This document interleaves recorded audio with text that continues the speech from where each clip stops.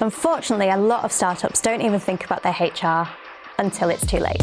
For example, you might need to terminate an employee, or you might need to give a disciplinary, in which case this is when people normally come to us and we realize they actually don't have any of the basics in place.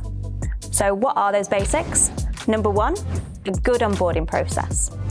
Now, a good onboarding process means that you have your employment contract in place and signed, you have your staff handbook in place, which has all of the policies that you need, and you've got a good induction that you're giving to every employee.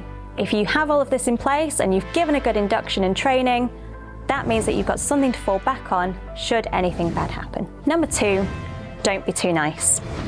When you're a startup, it's so tempting to bring on your team and want to be their best friends and never want to tell them they're f***ed up. So we give them all the praise in the world and we never tell them anything negative. Now, unfortunately, if they f*** up enough, you're going to want to get rid of them at some point.